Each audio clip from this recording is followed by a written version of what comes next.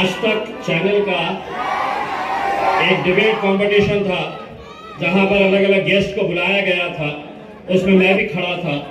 तो शिवसेना के एक लीडर ने कहा कि नहीं, एमआईएम ये जातिवादी पार्टी है। ओहो, हम जातिवादी, शिवसेना हमको टाइम दे बोल रही है। तो मैंने राजदीप को कहा, राजदीप ने कहावत है 900 चूहे खा के ये दिन आ गए हैं। कल यहाँ पर भारतीय जनता पार्टी के सबसे प्रमुख नेता देवेंद्र फडणवीस साहब आए थे। इतनी पब्लिक जमा करने के लिए पैसे भी देना पड़ा था, गाड़ियां भी भेजना पड़ा था। और ये अल्हम्दुलिल्लाह ये मजलिस के चाहने वाले मेरे खायक बैरिस्टर असदुद्दीन अवैसी साहब की मोहब्बत के अंदर आज एक और जलसा है। 300 कोई नहीं गए। मेरे भाइयों, अल्हम्दुलिल्लाह यही आपका जोश, यही आपका जुनून, यही आपकी दीवानगी, यही आपकी मोहब्बत मजलिस को आज पूरे महाराष्ट्र के अंदर अगर सबसे ज्यादा ताकत कहीं पर मिली है तो हैदराबाद के बाद असद भाई यकीन के साथ मैं कह सकता हूं कि ये दीवानों ने औरंगाबाद के अंदर मजलिस को मजबूत किया है। मैं हमारे अयूब भाई का खैर मकदम करता हूं। कई सालों से वो कांग्रेस के साथ थे, लेकिन आज सिर्फ इत्तेहाद की खातिर वो यहाँ पर मजलिस का दामन उन्होंने थामा है। बैरिस्टर असदुद्दीन अवैसी साहब की क़यादत के अंदर वो मजलिस के अंदर शमूलियत हासिल किए हैं। वैसे भी अंदर की एक बात बोलूं, वो पहले भी कांग्रेस में थे, लेकिन जब जब मैं खड़े रहा वो मेरे साथ में ही थे।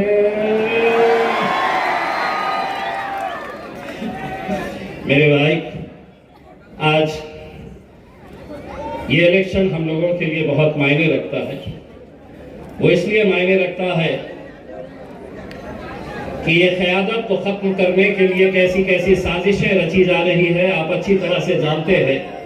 पूरे महाराष्ट्र के अंदर सबसे ज्यादा मुसलमान उम्मीदवार अगर कहीं खड़े किए गए थे तो वो औरंगाबाद की ईस्ट कॉन्स्टिट्यूएंसी के अंदर 28 मुसलमान उम्मीदवार सिर्फ इस इरादे से खड़े किए गए कि यहां पर मजलिस इत्तेहादुल मुस्लिमीन ने जीतना नहीं चाहिए। यही इरादा था। रहने दीजिए साहब।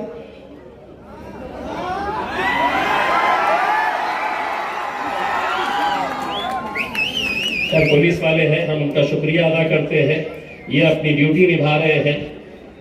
लेकिन उन्हें क्या मत पता है कि असद भाई को सिक्योरिटी होने के बावजूद भी वो पब्लिक के बीच में घुस जाते हैं, क्योंकि उन्हें मालूम है कि ये दीवानगी अगर है तो हम है, अगर आप नहीं तो हम कुछ नहीं है मेरे भाई।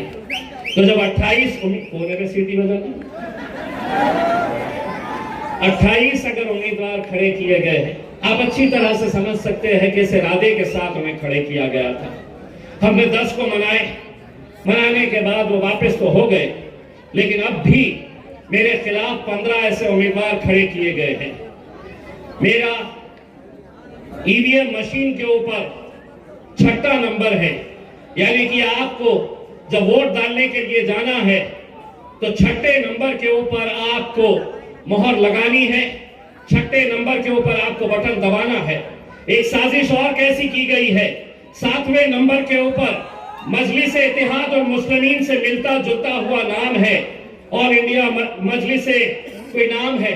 यानी कि लोग ये कंफ्यूज रहे कि 6ठे नंबर के ऊपर मजलिस है या 7वें के ऊपर, तो जानबूझकर 7वें नंबर के ऊपर मजलिस से मिलता जुलता हुआ नाम रखा गया है ताकि लोग गलती से, लेकिन मुझे पूरा यकीन है कि 20 तारीख के दिन 6ठे नंबर के ऊपर मोहर लगाकर अच्छे के छक्के छुड़ाना है। कैसी जहां महफिल सज रही है, वो शिवसेना की हो, भाजपा की हो, कांग्रेस की हो या पंचर साइकिल वाले की हो, महफिल उनकी सज रही, चर्चा। कल देवेंद्र फडणवीस साहब मेरे भाई मुख्यमंत्री रह चुके हैं, शहर को पानी कब मिलने वाला है ये बोलो, लेकिन बोल क्या रहे? एलवाईसी। जवाब सुन, ए देवेंद्र, पानी, रोजगार, महंगाई, इन मुद्दों के ऊपर बात करो मेरे राजा। और राज ठाकरे कई दूसरे शहर में भाषण दे रहा है, दूसरे, और बोल रहा थे बघितलं का ते खासदार कशी मोठी रॅली मुंबईला घेऊन आला होता, ज्याची हिम्मत तशी झाली होती। अरे छोटे, तूने हमारी हिम्मत देखा कहां है रे राजा? क्या है कि इलेक्शन भाई आपका है, आप अपने मुद्दे बात करिए ना। आप हमारे बगैर आपको नींद क्यों नहीं आती है? बस हमारे ही चर्चा करते रहते हैं। अब आपको यह जिम्मेदारी निभाना है। 20 तारीख के दिन, 20 तारीख से पहले आपके इस मोहल्ले में, हर इलाके, हर बस्ती के अंदर आपको चौकन्ना रहना है। भारतीय जनता पार्टी ने लोकसभा के वक्त एक ऐसा हथकंडा अपनाया था कि गरीब बस्तियों में जाकर वहां पर लोगों के इलेक्शन कार्ड लेना, आधार कार्ड जमा करना, उसके बदले में 300 रुपये, 500 रुपये, और जिसका इलेक्शन कार्ड लिया जा रहा है उसके ऊपर स्याही लगाई जा रही है, इंक लगाई जा रही है, और ये कहा जा रहा है अब तुम्हें वोट देने की जरूरत नहीं है। 300 रुपये, 500 रुपये में ये खेल खेला जा रहा है। 2 दिन पहले हमें शिकायत मिली थी कि ऐसे ही किसी मोहल्ले के अंदर कुछ मुसलमानों को यह जिम्मेदारी दी गई है कि वो गरीब इलाकों में जाए, गरीब घरों में जाए और ये इलेक्शन कार्ड जमा करे। आप लोगों को जिम्मेदारी के साथ चौकन्ना रहना है, और अगर कोई आया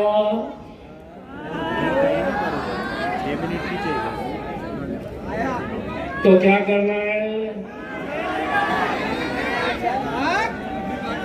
मैंने नहीं बोला, इन्हें बोल रहा अंधी पाशा करना है करके। मैंने बोले ही नहीं ना, पुलिस वाले मैंने बोला नहीं ये अंधी पाशा करने वाले हैं, मैं नहीं बोल रहा।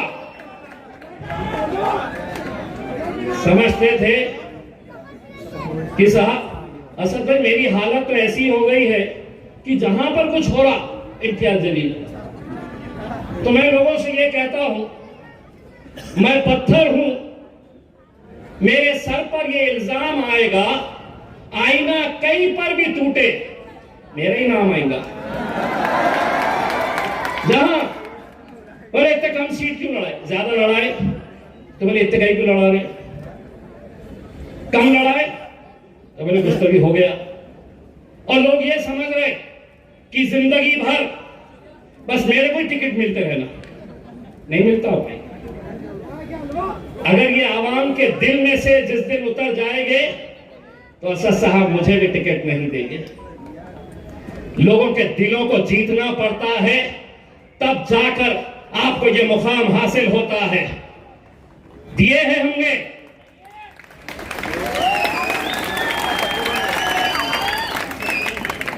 मेरे बारे में तो ये कहा गया था, बोले अतुल सावे को जिताने के लिए सबसे कमजोर कैंडिडेट खुद देंगे इम्तियाज जलील। मैं खुद आ गया,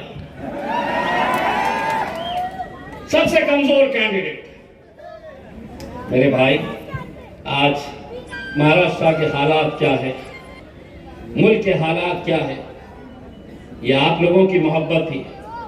लोकसभा के अंदर यकीनन हमें जीत नहीं मिली, लेकिन मुझे मालूम है इस दीवानगी के साथ, इस जोश और जज्बे के साथ आप लोगों ने हमारे लिए काम किया था। उनकी हराम की दौलत के सामने हम टिक नहीं सके। लेकिन हमने अल्हम्दुलिल्लाह, एक तरफ 3 पार्टियों का गठबंधन था, दूसरी तरफ 3 पार्टियों का गठबंधन था, लेकिन हमारे ये नौजवानों की जिंदा दिली थी, ये जज्बा था, ये दीवानगी थी, हमारी माएं और बहनों की दुआएं थी कि हम हारने के बावजूद भी उस हार में हमारी जीत नहीं, क्योंकि 3.5 लाख के करीब वोट अल्हम्दुलिल्लाह हमने हासिल किए लोकसभा के अंदर।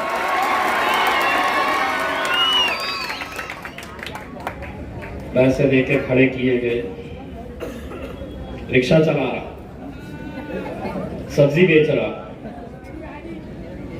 टैंकर चला रहा, क्या बोले तो आमदार बनना है। मुझे मालूम है किसने किया है।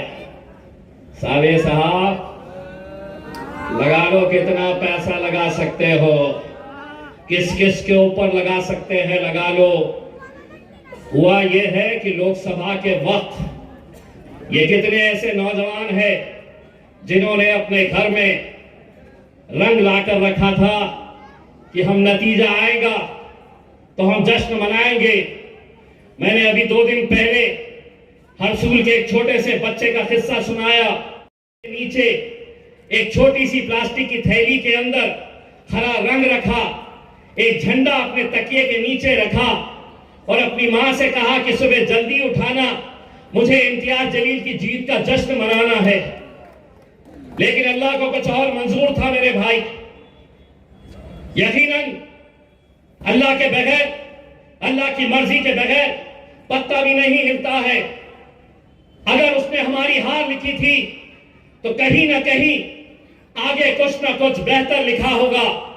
इस वजह से वहां पर हमें हार का सामना करना पड़ा। लेकिन आज हो सकता है कि मसलहत कुछ और होगी। हमें महाराष्ट्र की विधानसभा के अंदर जाना होगा और महाराष्ट्र की विधानसभा के अंदर जाकर उस मुख्यमंत्री की आंखों में आंखें डालकर पूछना होगा, जिसने हमारे नबी करीम सल्लल्लाहु अलैहि वसल्लम के खिलाफ जिसने गुस्ताखी की, उसकी पीठ थपथपाकर उन्होंने कहा था कि तुझे केशा नहीं, हाथ लाऊ देनार नहीं, तेरे बाल को भी धक्का नहीं लगने देंगे। ए मुख्यमंत्री,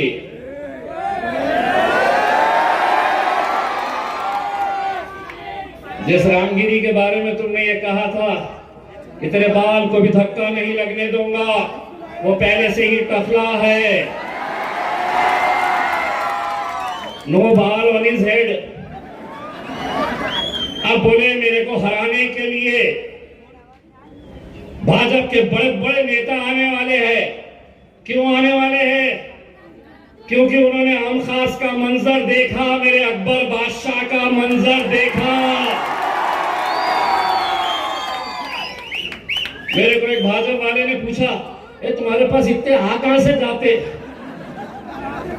मैंने कहा, उस आम खास मैदान के ऊपर नरेंद्र मोदी आ जाए, योगी आ जाए, देवेंद्र आ जाए, जब तक तुम पैसा देंगे नहीं, गाड़ियां भेजेंगे नहीं, आम खास भर नहीं सकते। आम खास अगर भरने की ताकत किसी में है तो मेरे अकबर में, मेरे असद अवैसी के अंदर ही वो ताकत है। अल्हम्दुलिल्लाह। आज असद भाई यहाँ पे है, फिर 14 को भी आएंगे, फिर 15 को उनका आखिरी रहेगा, अच्छे अच्छों की बजा के जाएंगे, फिर 16 को अल्हम्दुलिल्लाह अल्हम्दुलिल्लाह अल्हम्दुलिल्लाह अल्हम्दुलिल्लाह मुफ्ती सलमान अजहरी साहब भी इंशाअल्लाह औरंगाबाद तशरीफ लाएंगे। इससे बढ़कर हमारे लिए और क्या खुशी की बात हो सकती है कि सलमान अजहरी साहब ने खुद मुझे फोन करके कहा कि इम्तियाज भाई, जब हमारे ताल्लुक से कोई मुंह खोलने के लिए तैयार नहीं था, आपने हुकूमत की आंखों में आंखें डालकर ये मांगनी की थी कि मौलाना सलमान अजहरी साहब को रिहा किया जाए।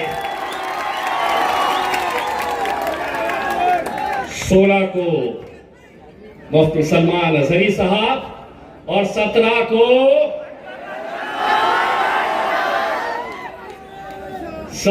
आम खास मैदान में टेस्ट मैच खेल के गए थे अकबर साहब, अब 17 के दिन क्या खेला जाएगा? 2020। मीडिया वाले इंतजार कर रहे थे, अब कुछ तो भी बोलेंगे, अब कुछ तो भी बोलेंगे ना, बोला रुको रे, फाइनल ओवर अभी बाकी है। आज हमारे कुछ अपने ही लोग, मुझे बड़े अफसोस के साथ ये कहना पड़ रहा है, देखिए साहब, यकीन मानिए मैं असद साहब के सामने ये बात कह रहा हूं कि कल अगर असद साहब मुझसे कहते कि इलेक्शन तुम नहीं लड़ोगे, यकीन मानिए मैं असद साहब के उस फैसले के ऊपर लब्बैक कहता।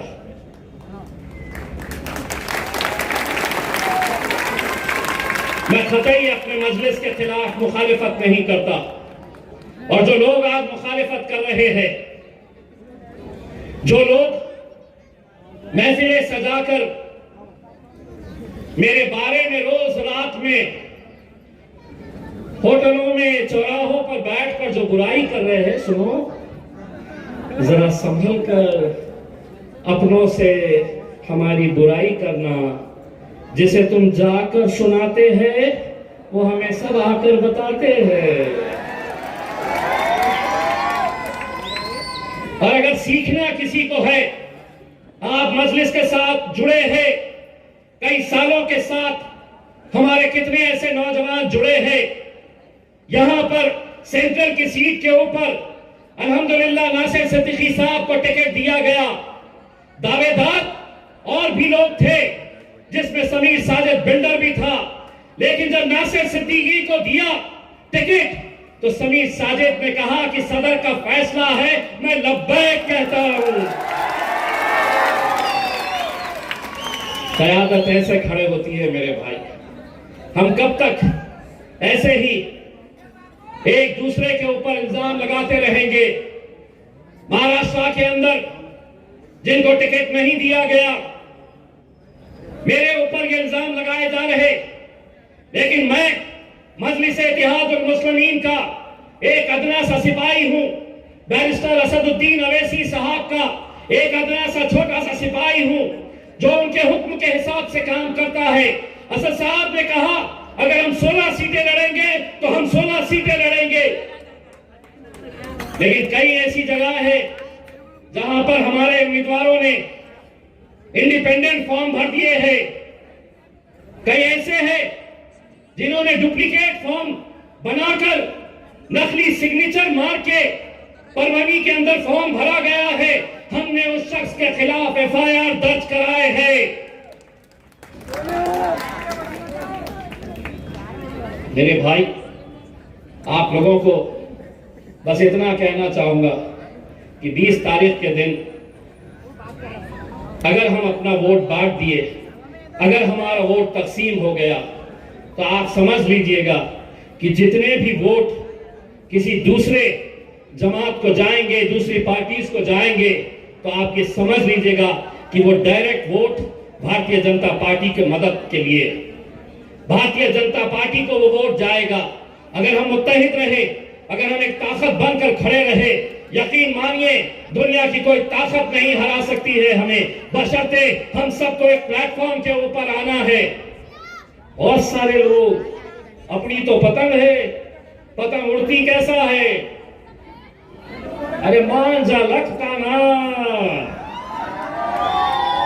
मांझा कहां से आने वाला है मेरे को भी मालूम है। बहुत सारे लोग लेके आने वाले हैं मांझा। 20 तारीख के दिन क्या होगा? क्या उड़ेगी?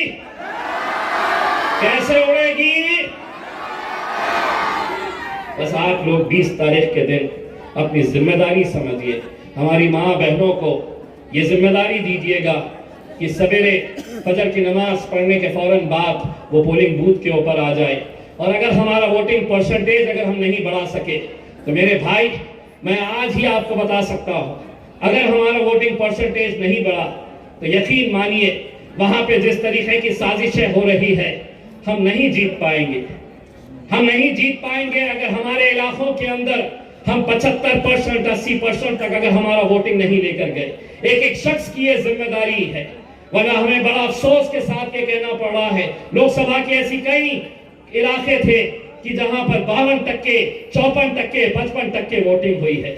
ये इलेक्शन मेरे और आपके वजूद का है, हमारी पहचान का है, हमारी शिनाख्त का है। लोकसभा के अंदर कितने सारे एमपीज हैं मुसलमानों के, लेकिन बोलने वाला सिर्फ एक ही है और वो मेरा कायद बैरिस्टर असदुद्दीन अवैसी है। मेरे भाइयों, इस विधानसभा के अंदर भी बहुत सारे एमएलए मुसलमानों के जाएंगे, लेकिन बोलने वाले चाहिए, वो बोलने वाले जो हुकूमत की आंखों में आंखें डालकर सवाल कर सकेंगे। मैं तमाम उलमाए किराम का जो हमारे सरों का ताज है, मैं उनसे ये अदबन गुजारिश करना चाहूंगा, ये कौम पूरी आपके पीछे चलती है, हम आपका एहतराम करते हैं, हम आपके हुक्म की तारीफ करते हैं। आपसे ये हम इल्तिजा करते हैं कि आप अपने नौजवानों को जोश और होश दोनों के साथ मिलकर ये इलेक्शन कैसा लड़ना है इसकी ताकीद करिएगा। एक एक वोट कीमती है मेरे भाई, खतरे खतरे से दरिया बनती है और इंशाल्लाह 20 तारीख के दिन ये दरिया बनेगी। और 23 तारीख के दिन जो रंग तुमने लोकसभा के लिए लाकर रखा था अपने घरों के अंदर, इंशाल्लाह 23 तारीख के दिन धूमधाम से हम जश्न मनाएंगे। नारे तकबीर।